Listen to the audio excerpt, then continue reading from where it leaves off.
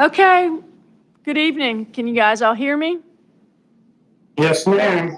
I can hear you fine. Ma'am.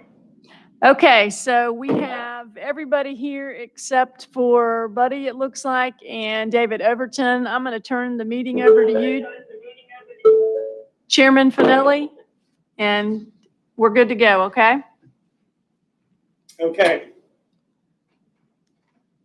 The Dare County Planning Board meeting for Monday, December 14th will come to order. Roll call, Michael Barr. Here. Terry Gore. Present. David Hines. Here. Beth Midget. Here. John Finelli is also present.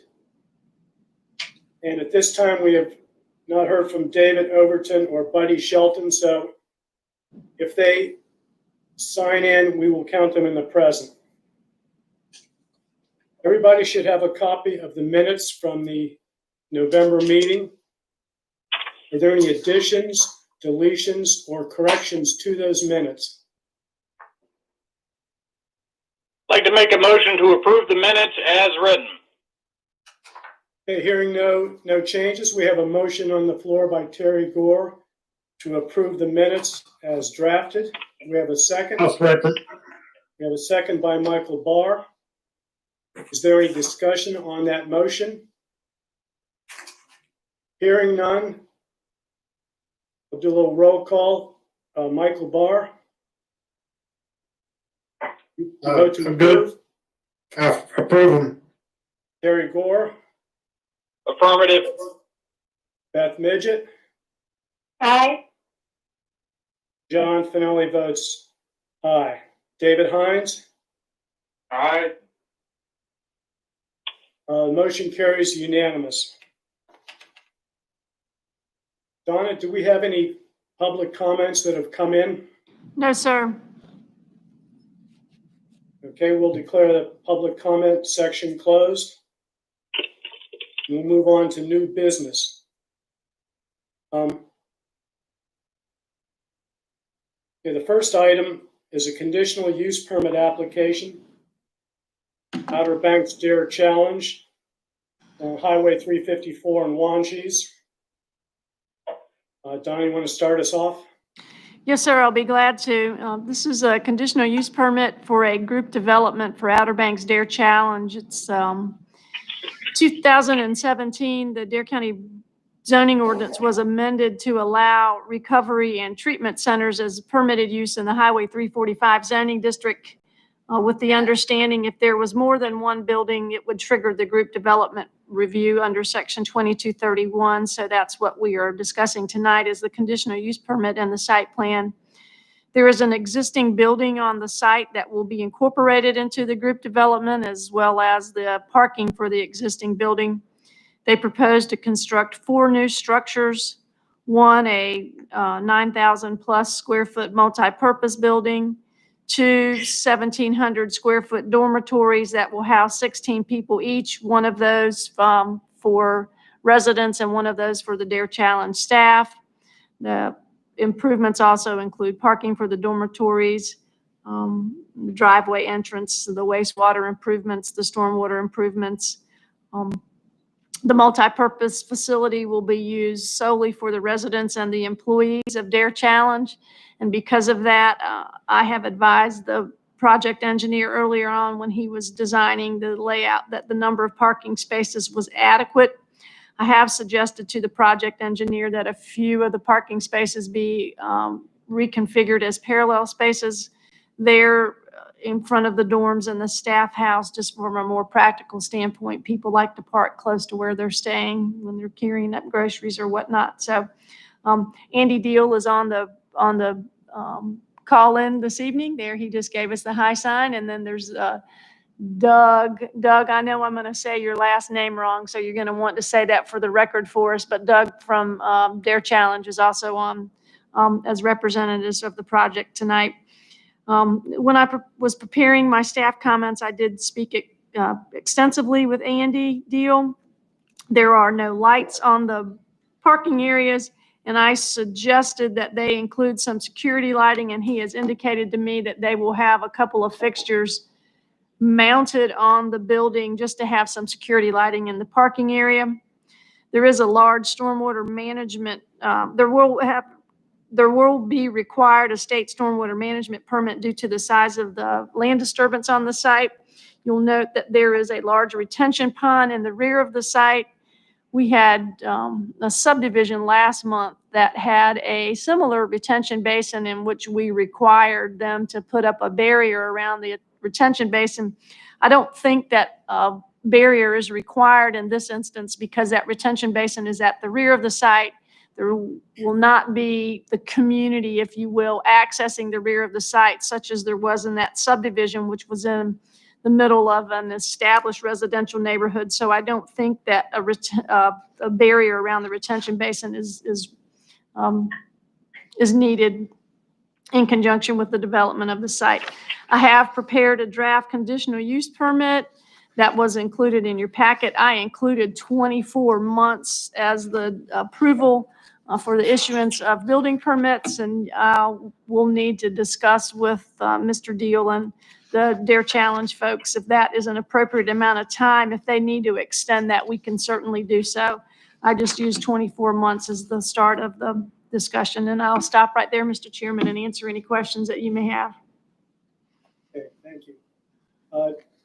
Doug, just for the record, would you state your name and where you reside? Last name's Henriot, and I live in Manio.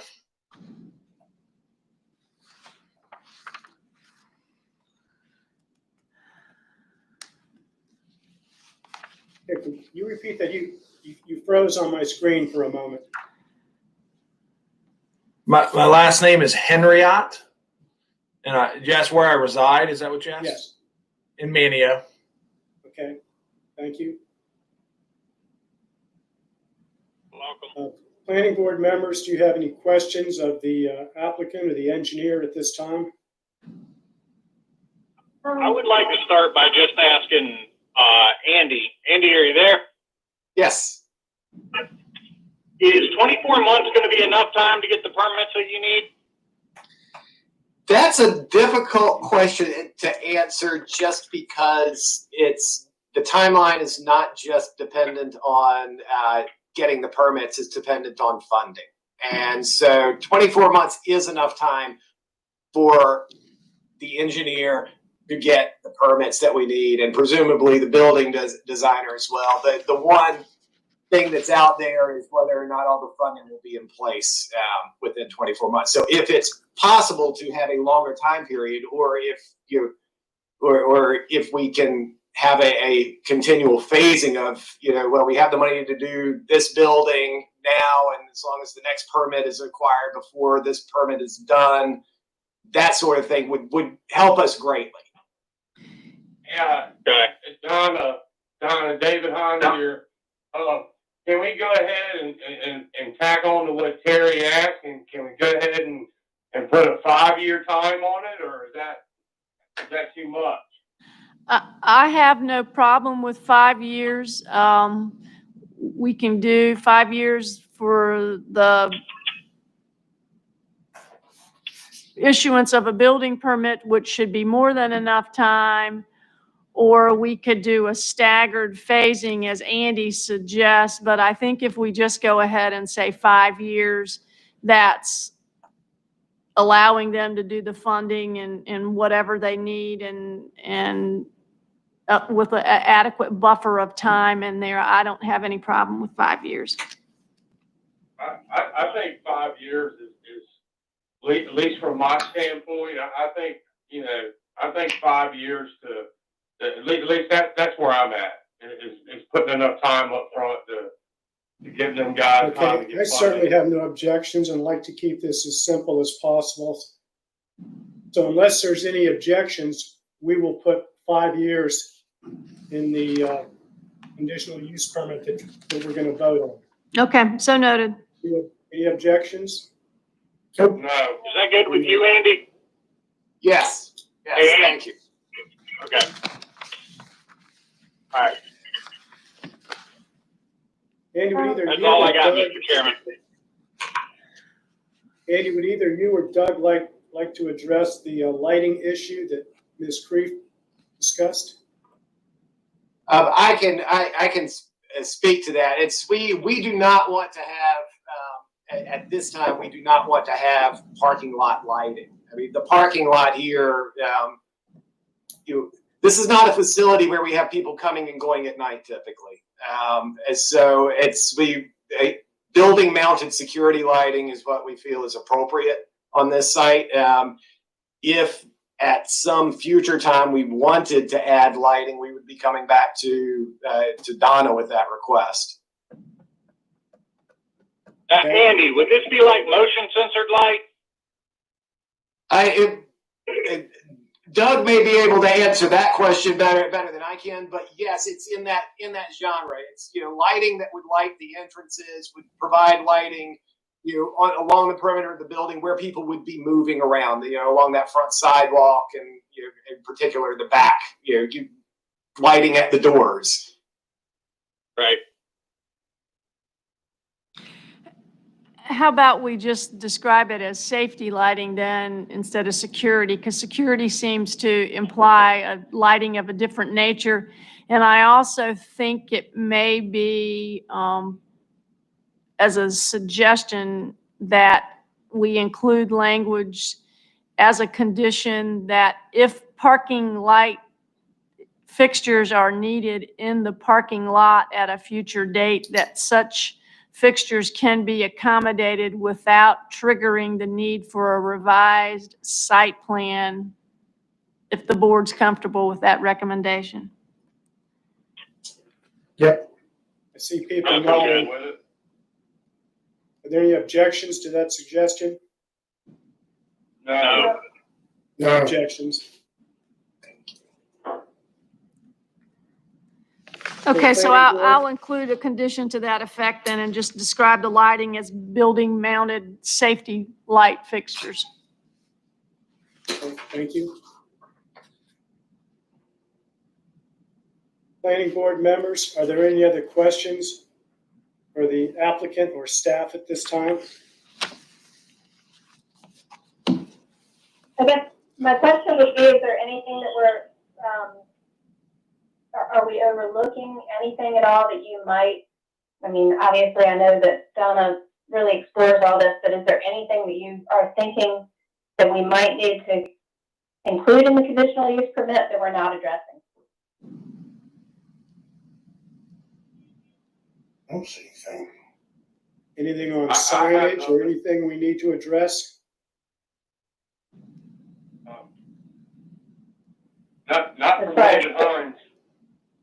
So, I mean, as far as safety from the applicant or anything, is there anything that we need to look at that we're not looking at? I don't see anything. Okay. If we're satisfied, the only thing I'd like to say, Doug, I know you're directly involved with Dare Challenge, and I just wanted to see if you had anything, if you feel comfortable with all this. Yes, sir. Okay. Yeah. Just because I know we start talking about the engineers and the boards and the codes, I mean, you're the one who's going to be boots on the ground every day. So this is all good with you. Yes, sir.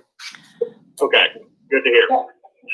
Harry, you said it better than I did. I was trying to say if there's anything that we were overlooking.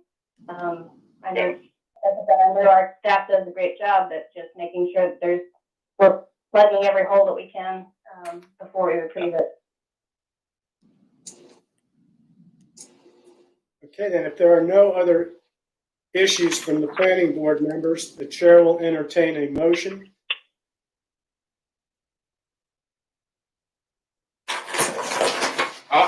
I'll make a motion to approve the conditional use permit with having building mounted safety lighting,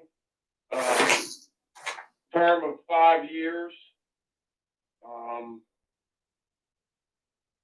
Don, am I missing anything? If the parking light fixtures are needed in the future, that can be handled on the staff level? Yes, I'm going to include a condition to that effect, and it's actually a motion to recommend approval. Recommend approval, excuse me. I'll second that motion. Okay, we have a motion on the floor by David Hines to recommend approval of the draft CUP, including the security lighting issue. We have a second by Terry Gore. Is there any other discussion on this motion? Okay, I'm going to do a roll call vote. Michael Barr, Yes. Terry Gore, Aye. Beth Midget, Aye. David Hines, Aye. and John Finelli votes aye. So the motion carries unanimous. This will go on to the commissioners. Andy, are you guys ready to go to the commissioners on January the 4th, or do you want to back that up to the second meeting in January? If it isn't a problem for you, we're ready. We can go ahead and move this forward, as long as staff has enough time with the holidays and everything to put it together. Yeah, I'll work on that. That's what we'll plan on. I'll send you something official to that effect tomorrow. Great. Yeah, I'll talk to you tomorrow and make sure I get you all the copies you need. And everything. Okay, very good. Thank you, guys. Thank you, Thank gentlemen. Good luck. with Thank you your very project. much. And hey, I do want to say to the Dare Challenge guys, you guys do wonderful work in our community, and thank you for what you do. Thank you very much. And I second that from Terry Gore. Thank you. We appreciate that. Absolutely. You guys have a great holiday and stay safe. Thank you. Maybe you. Thank you. You too. And John and Donna, I'm just gonna let you know my tower is flickering for some reason. I'm not sure. Your what is If I slipping? lose you, Oh, my tower. okay. Not sure why. It's not really blowing that fast, but evidently that's what's going on. Well, Anyway. I'll talk fast then, okay? No, you're fine. You're fine. I've got some battery on my laptop. Better not do that one. Okay, very good. All right, moving on. Under other business, we have a continued discussion of the camping cabin regulations. This is referred to us by the Board of Commissioners. And as I mentioned at the previous meeting, the commissioners passed the travel trailer park and campground ordinance as we had recommended. There was some discussion about having a higher density of cabins, and they referred that to us. And Donna has prepared additional information. It includes 4 possible options that we can discuss. What I'd like to do is we'll go through this. We're not having a vote just right now. We'll just go through. I want to get everybody's opinion. If we cannot arrive at a consensus, then we could narrow this down to 2 options. One option being no changes, the other option being one of these alternatives that seems to be gaining some support on the planning board. It's also possible if we don't have some type of consensus on this, we can wait till January when we have all 7 members. But we have discussed this quite a bit, so maybe we can put it to rest tonight. We'll see how the discussion goes. But just looking at my screen, Beth, why don't you start us off if you have any comments on this or any of those alternatives that you like or don't like? I mean, I do have concerns about the ratios. I mean, I'm not sure what balance is there. I guess I'm open to discussion. I kind of hate to say it, but I'm directly across the street from a mixed usage, and I can see it both ways. I do have concerns about safety issues for cabins and that type of thing. And I think there might need to be some, and I don't know how this falls in with emergency management and that type of thing, but I just remember that nightmare that we had with Hermine, where we had things that slipped into the canal there, to the slash. I guess I'm open for any kind of discussion. I'm just worried about the types of structures, and if people feel like they're more secure in this type of structure than they would be in a travel trailer. If they would evacuate, if they were, or move, pull out if they were in a travel trailer versus if they're in a more hardened structure, or what they feel like is a more hardened structure.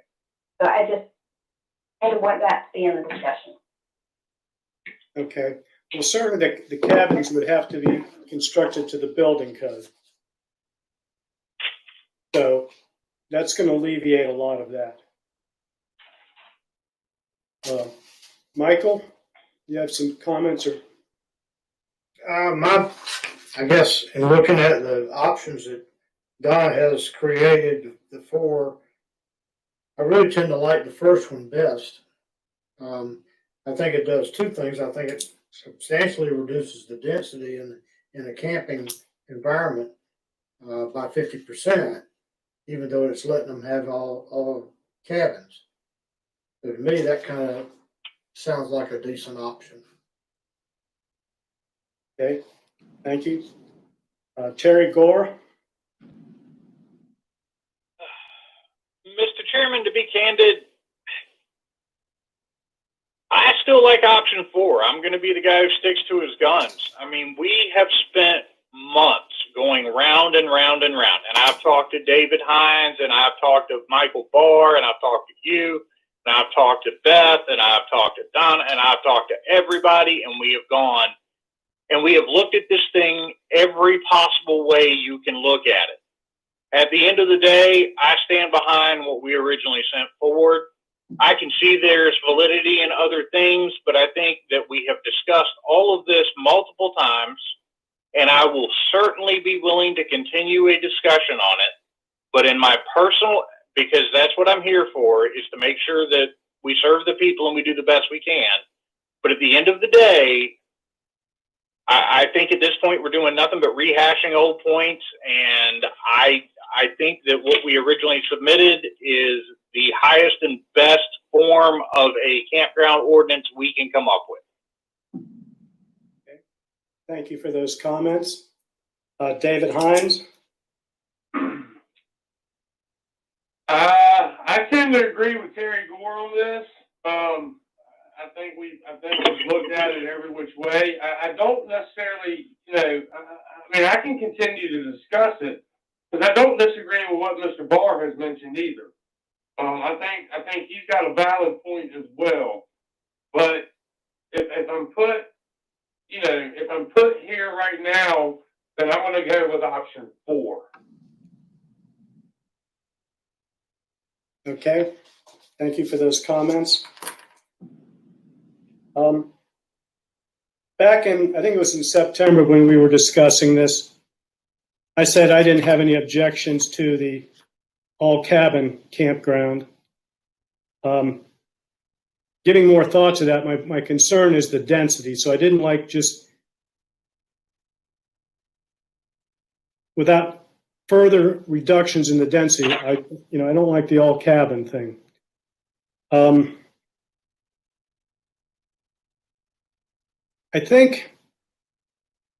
mean, travel trailers are part of this place. It's a huge demand. It's convenient. It's inexpensive for a lot of people. It's great for fishermen, and something that allows all cabins. I don't think we're infringing at all on travel trailers. I think there's going to be a demand for that. And looking at these options, I'll say one that I don't particularly like is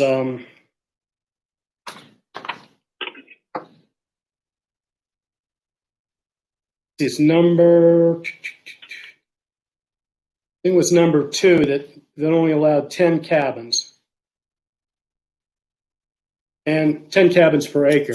And the reason I don't like that is I don't think anybody will do that. So I don't want to propose something and have an ordinance passed that nobody is going to utilize.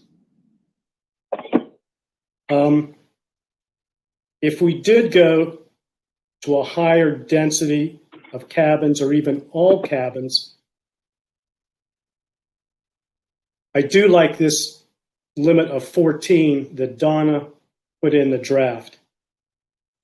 It does a couple of things. It benefits a developer in that they could get 2 to 4 additional cabins per acre on a site than they would not be able to do under the 50-50 split.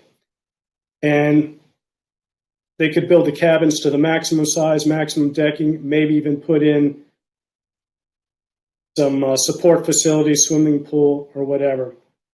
In the 14, even though it's a higher density per acre than you would get with a hotel. It is a higher density than you would get with a group development. It is giving the developer something, and it's not being totally abusive to those other ordinances. So I'm kind of in favor of saying that allowing cabins to be greater than 50%, but if they are over 50%, whether it be 70 or 100, then they'd be limited to 14 per acre. So having said that, what I'm going to propose, since we're sort of split here 2-2, is we'll keep this simple, vote on it in January, and we'll have 2 options. And then we'll put it to rest. One option will be no changes, and the other option being sort of a combination of 3. 1 and 3. 1 and 3. Yeah. So we're not going to say, well, what if somebody wants 75% cabins? What if they want 80% cabins? Just say, if the split is greater than 50-50, then they're only allowed 14 cabins per acre. Sounds fair. And we've done all we can, and we'll vote on it when we have, get everybody present. Okay. Mr. Chairman, if I could ask for a point of clarification on that hybrid option there, that's 14 cabins per acre in the free form configuration. Is that also 14 cabins per acre if it's based on a 1,500 square foot fixed configuration site?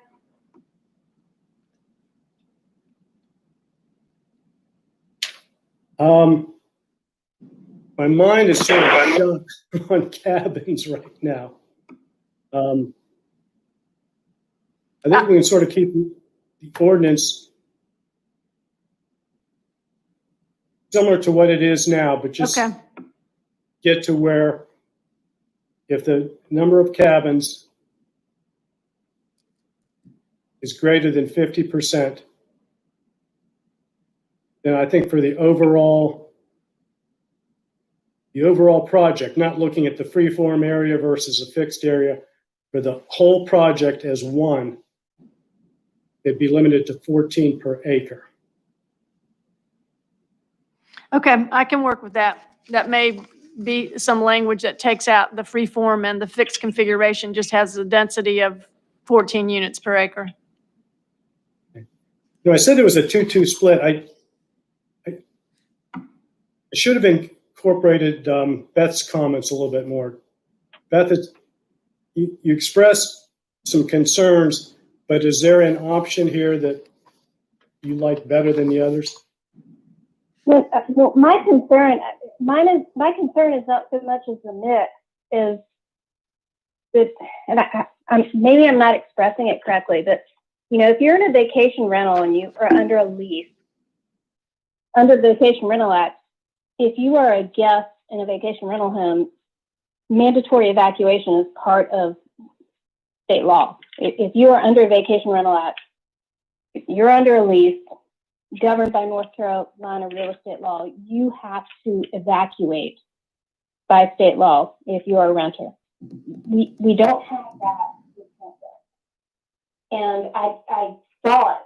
I mean, I physically saw it. I physically dealt with it. I had to go and help people, rescue people during their need. People that are in the cabin feel that they're safer than people in the trailers, and they probably are. But I don't know how the safety mechanism is what I'm thinking of. Are people going to feel more secure if they're in a cabin versus a trailer? And I don't think in either way in a campground there is a mechanism to make people evacuate, as best I know under state law, at all. Well, I mean, I think Right. Beth, the one thing I would say to that, though, is, you know, you and I both work in the vacation rental management industry. Whether you're in a travel trailer, a cabin, or a 18 bedroom oceanfront, you need to get out of town. And I think the idea of putting somebody in a cabin almost puts a false sense of security that they're going to be okay. And they're not. I agree. That's what I'm saying. And it's not state law. We have a state law. Sorry, Donna. I'm sorry. I'm sorry. This may be a discussion for some other time, but it just, I don't want people that are staying in the cabins to feel more secure than people in trailers or more secure than people in vacation rental homes. They all need to, you know, and again, I don't know if we can do a county ordinance that does, or work that into. It may be inappropriate. I'm sorry. It may be inappropriate. Yeah, but not. Yeah. No, I mean, we've all seen it. Go ahead, Dave. Sorry. No, I'm sorry. I'm with Beth in every aspect that I believe life safety is first and foremost. But yeah, an evacuation order is an evacuation order. I mean, you have to leave, regardless of where you're at. No. Yeah, they can't force you to leave, but you mean if you're following what is being given to you on an evacuation, you're right. I guess they can't come pull you out of the house or the cabin, but I mean, an evacuation order is clearly what it is. But what we have seen is, you know, what we've experienced on the ground, and I can say that on Highway 7, we go through a lot, is that unless it is kind of written somewhere, they try not to observe, especially if they think, you know, everybody is an expert as far as weather, and everybody can look at their own, you know, meteorologist or whatever, and it's not going to happen. I live directly across from a campground, and I see it every single evacuation. It is different. And campers, travel trailers will get out of here. But people that are in the little cabins feel safer, and I just don't know that that's the. And this may not be the mechanism. This may be something we need to do totally different. I'm going to state that one more time. We had that Yeah. discussion back when we talked about the ordinance before, and the board decided then that the travel trailer park ordinance was not the appropriate mechanism for the evacuation issue. Okay, that's fine. Yeah, but Beth, I do appreciate you bringing up the point. I think it needs to be duly noted that being in the cabins could create a false sense of security. And for those of y'all who have not had to go around and knock on doors and tell people to leave and have them argue with you, it's a very scary thing. And, you know, with vacation rentals, we do have the option to say, okay, if you won't listen to me, I'm going to call the sheriff's department. And that does make a big difference. So, but they don't enforce it. The sheriff's department cannot enforce it. I know. It's selective enforcement unless you have something written in, and again, it's a different thing, but Yeah. I just, And again, having something in the travel trailer park ordinance, if the sheriff's office can't enforce people and make them leave, certainly the planning department can't make them leave. If there's language in there, we did include language that said that when there was any mandatory evacuation, that the park owners needed to have a plan in place. And we can certainly ask for plans or a copy of what it is that they include in their lease. But I think that's the most that we can do, that we're trying to use a land use ordinance for a public safety and storm evacuation notice, and they're apples and oranges. sorry. I know, Donna. I know, I mean, and I get what you're saying, but it's not, no pun intended, it's not the proper vehicle, so. Okay. Thank you, Beth. I'm glad you're concerned. I think we're all concerned about this stuff because we've seen it, but not, it's a little different at Hatteras than it is in other areas. Well, I appreciate Beth bringing it up though nonetheless, because I personally waded through water to rescue people myself during a hurricane, so I understand where she's at with it. Yeah, me too.